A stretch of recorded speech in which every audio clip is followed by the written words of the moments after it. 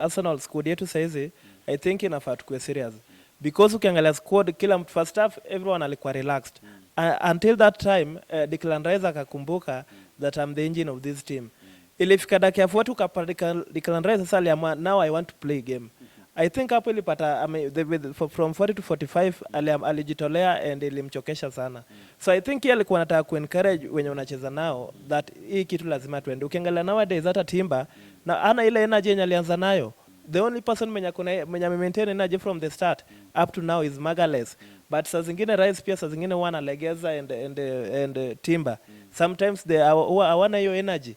So I think they should bring back that energy because this is the time we need them. And another thing by now hatutaki injury. Sasa zile player mko kwa training, players wetu wako kwa training wanafaa kuwa careful. Kwa sababu ukikumbuka Arsenal for the last 2 seasons unapata hatuwa tubebe vikombe kwa sababu ya injuries. Ile ya mwisho ilikuwa Saliba.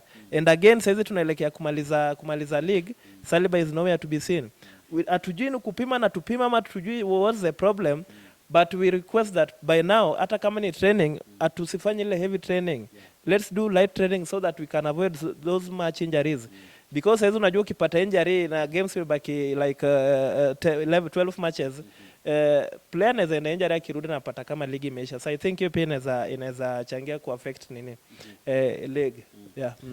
This match ime bring together the kings of set pieces, whereby Arsenal excel in corners na Brentford in throw-ins. Kwa leo, nani amekuwa mzuri kwa hiyo sekta? Unajua, kama unakonga na kitu yako, yenye umezoea, na upate ingine geni, lazima macho yako izuike. Lazima kuchanganya akili. Yani mtu, au jamani kama ule jamaa alimsaini ya mambo yake ni kurusha.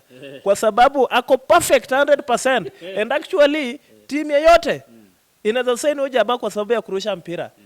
Ni kama throwing. Yani jamako hata katikati ya uwanja my friend mtana mkono hadi kwa goal.